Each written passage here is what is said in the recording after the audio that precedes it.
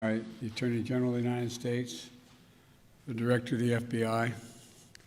I've spoken with the governor, and I'll be speaking with the mayor on the aircraft. We're working very closely with the state and local law enforcement officials, and they're going to keep me updated as they learn more. You're going to ask me to speculate. Understandably, you'd ask me to speculate about what happened, why it happened, and I'm not going to do that now because we don't have all the information. Not until I have all the facts. But I do know this. As president, I'm going to use all the resources at my disposal to keep the American people safe. As I said, at this moment, a great deal remains unknown, but three things are certain. First, 10 lives have been lost, and more families have been shattered by gun violence in the state of Colorado.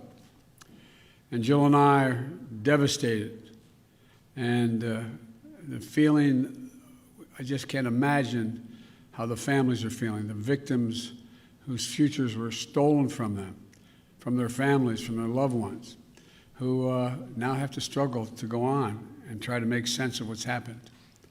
Less than a week after the horrific murders of 8 people and the assault on the AAPI community in Georgia, while the flag was still flying half-staff for the tragedy, another American city has been scarred by gun violence and the resulting trauma. And the state, I even hate to say it because we're saying it so often, my heart goes out. Our hearts go out for the survivors, who had to flee for their lives and who hid, terrified, unsure if they would ever see their families again, their friends again. The consequences of all this are deeper than I suspect we know. By that I mean the mental consequences, the feeling of, anyway, it's just been through too many of these. The second point I want to make is my deepest thanks to the heroic police and other first responders who acted so quickly to address the situation and keep the members of their community safe. And to state the obvious, I commend the exceptional bravery of Officer Eric Talley, and I send my deepest condolences to his family, his close family and 7 children. You know, when he pinned on that badge yesterday morning, he didn't know what the day would bring. I want everybody to think about this. Every time an officer walks out of his or her home and pins that badge on, the family member that they just said goodbye to wonders whether they'll subconsciously, will they get that call, the call that his wife got. He thought he'd be coming home to his family and his 7 children.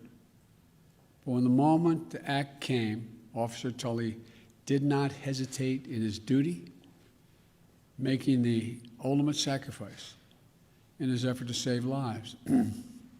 That's a definition of an American hero. And thirdly, I want to be very clear. This is the one thing I do know enough to say on in terms of what's happened there. While we're still waiting for more information regarding the shooter, his motive, the weapons he used, the guns, the magazines, the weapons, the modifications that apparently have taken place to those weapons that are involved here, I don't need to wait another minute, let alone an hour, to take common sense steps that will save the lives in the future and to urge my colleagues in the House and Senate to act. We can ban assault weapons and high-capacity magazines in this country once again. I got that done when I was a senator. It passed. It was law for the longest time. And it brought down these mass killings. We should do it again. We can close the loopholes in our background check system, including the Charleston loophole. That's one of the best tools we have right now to prevent gun violence. The Senate should immediately pass, let me say it again, the United States Senate, I hope some are listening, should immediately pass the 2 House-passed bills that close loopholes in the background check system. These are bills that receive votes of both Republicans and Democrats in the House. This is not and should not be a partisan issue. This is an American issue. It will save lives, American lives. And we have to act. We should also ban assault weapons in the process. I'll have much more to say as we learn more, but I wanted to be clear. Those poor folks who died left behind families that leaves a big hole in their hearts. And we can save lives, increasing the background checks so that they're supposed to occur, and eliminating assault weapons, and the size of magazines. We don't know all the detail yet on that. But I'll be talking to you more later today or in the next couple of days about what else we know. May God bless you all and those families who are mourning today because of gun violence in Colorado and Georgia, all across the country. We have to act so there's not more of you, there's fewer of you as time goes on. Thank you so much.